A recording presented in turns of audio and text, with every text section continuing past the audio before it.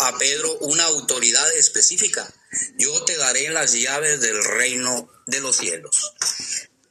Pedro es elegido y destacado por Jesús. Mateo capítulo 16, versículo del 13 al 19, la roca y las llaves. Tú eres Pedro y sobre esta roca edificaré mi iglesia. A ti te daré las llaves del reino de los cielos. Claves apologéticas.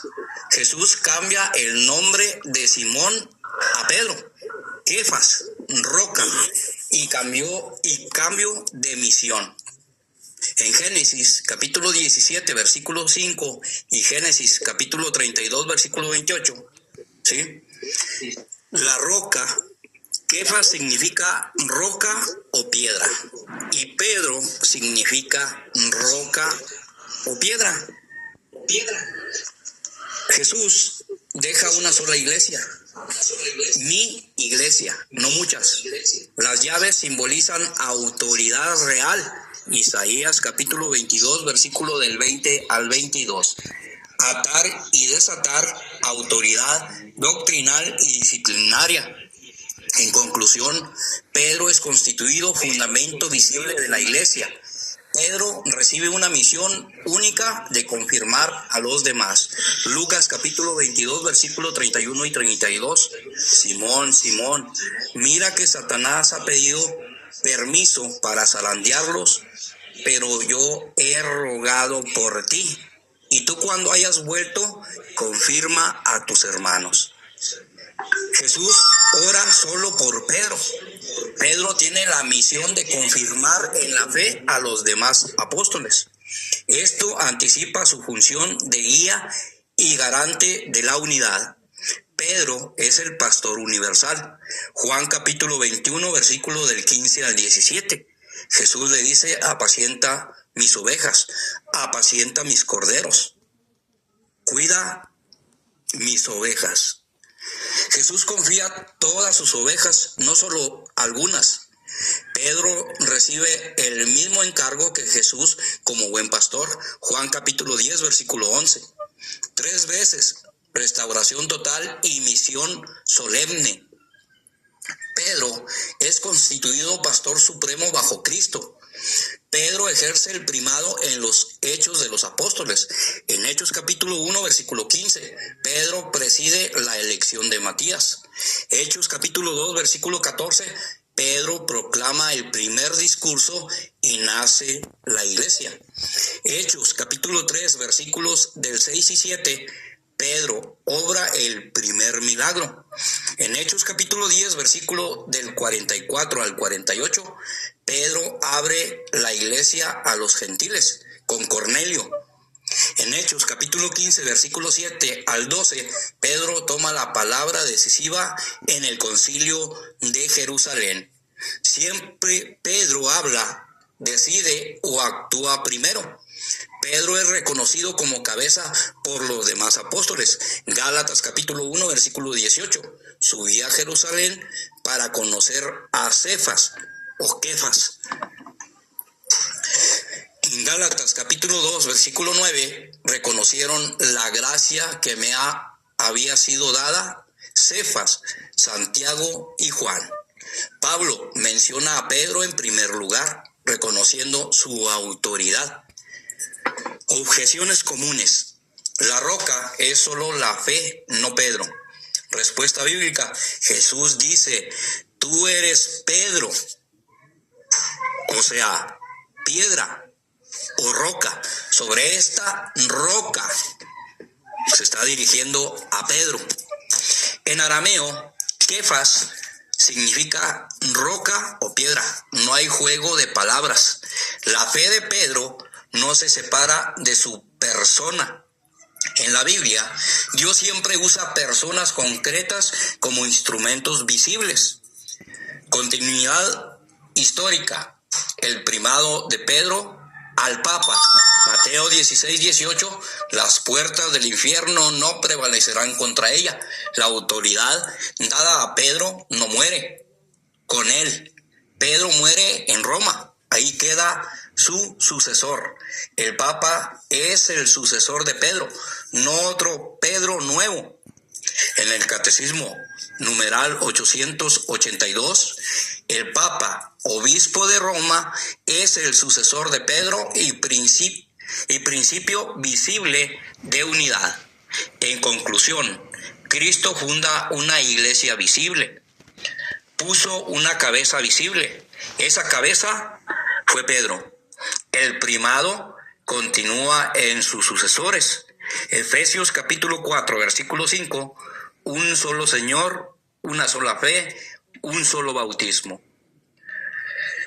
¿A qué iglesia se le llamó cristianos por primera vez en Antioquía?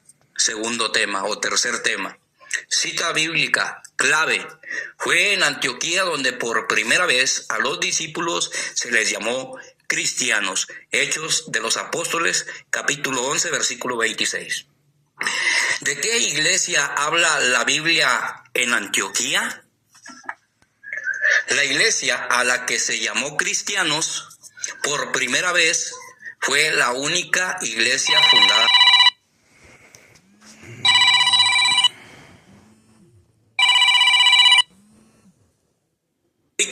como la Iglesia Católica. En el siglo I no existían iglesias protestantes ni denominacionales. No existía una iglesia evangélica separada. No existía división doctrinal. Solo existía una iglesia apostólica y visible. Efesios capítulo 4, versículo del 4 al 5, un solo cuerpo y un solo espíritu, un solo Señor, una sola fe. En el contexto histórico de Antioquía, Antioquía de Siria era una ciudad importante del Imperio Romano,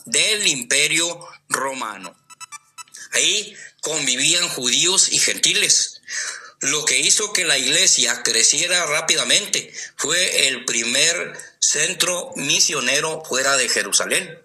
Hechos capítulo 11, versículo del 20 y 21, anunciaban al Señor Jesús también a los griegos, y un gran número creyó.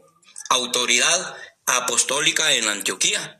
La iglesia de Antioquía estaba bajo autoridad apostólica directa. Hechos capítulo 11, versículo 22. La iglesia de Jerusalén envió a Bernabé a Antioquía.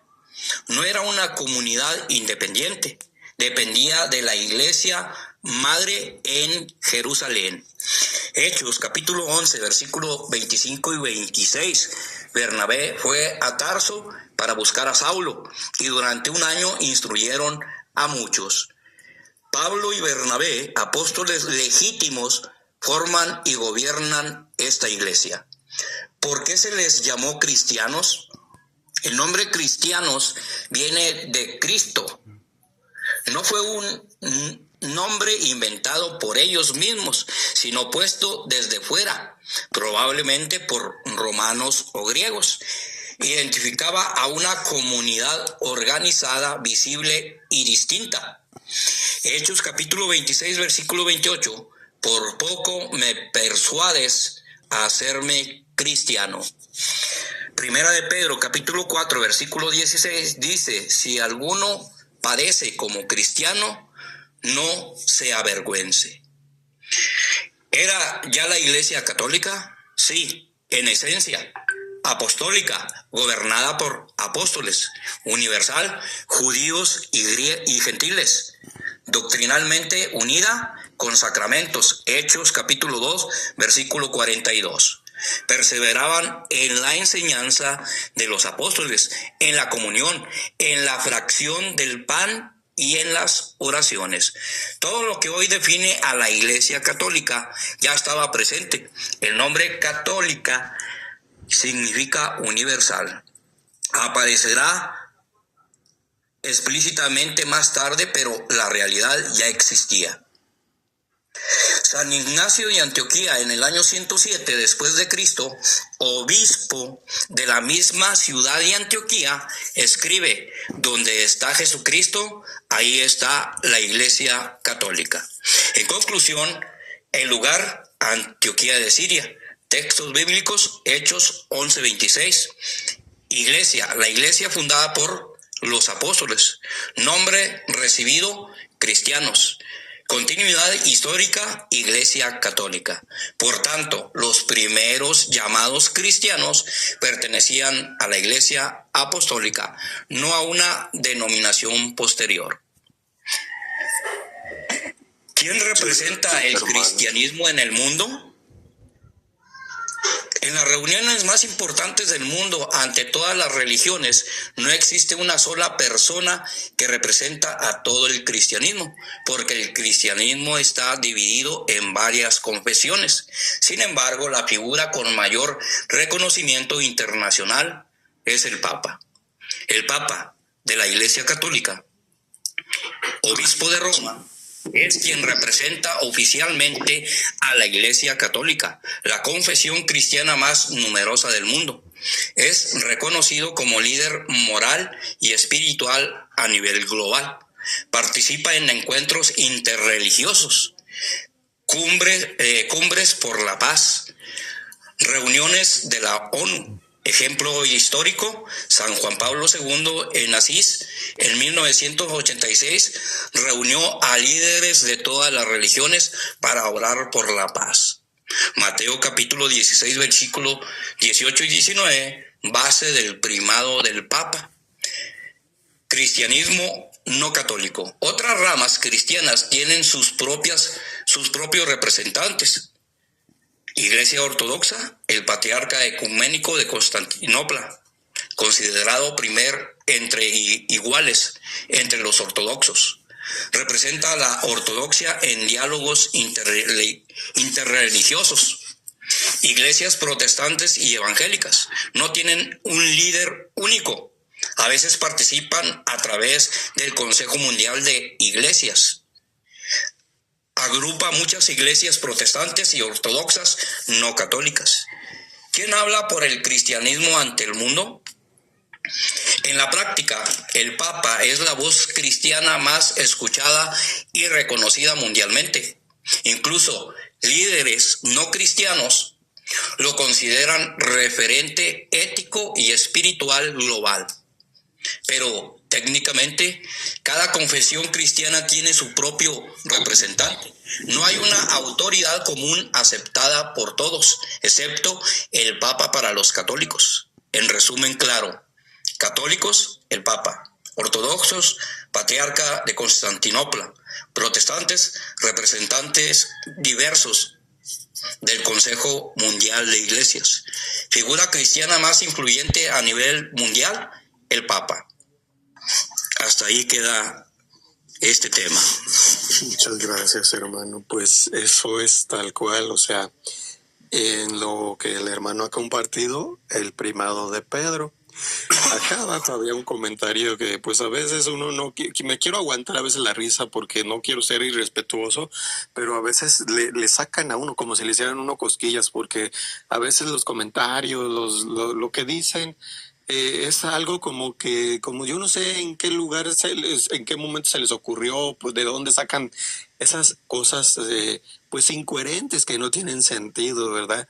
Cuando realmente una persona es bíblica, tiene que saber propiamente el porqué de las cosas. En este caso, el hecho de por qué Pedro negó 3 veces a Cristo, dando referencia propia que hasta el mismo vicario de Cristo en ese tiempo, en ese momento, como lo fue Pedro, el primer papa, también tuvo pues sus deslides, también sus, digamos, errores, que hasta mismo San Pablo propiamente en un momento dado hasta lo tuvo que corregir en ciertas cosas, pero eso no demerita a consecuencia de lo que hizo Judas, que el mismo Pedro se reconozca, acepte y vea propiamente que negó, ¿verdad? Y entendió que el mismo Jesús cuando le manifestó, sí, me vas a seguir a donde sea, vas a estar a mi lado afrontando las cosas, luchando contra las huestes de este mundo, pero me vas a negar. Y a veces así nos pasa a nosotros, ¿verdad? Vamos y nos confesamos y de repente, Señor, ya no te voy a ofender, te prometo, y hacemos y quién sabe qué tanto, y a las primeras de cambio la regamos, ¿verdad? Pecamos. Entonces, Somos como ese Pedro, en el aspecto de que reconocemos y ante la madre, una intercesora que nos puede ayudar mucho, lo ofendimos, Señora, ayúdanos a encontrar de vuelta su reconciliación, su amistad. Y ella nos lleva con él. Y si lo hacemos también con Jesús, en su momento Él entenderá y nos perdonará como la prostituta. Yo tampoco te condeno, vete, pero no peques más, no la sigas regando. Adelante, hermanos.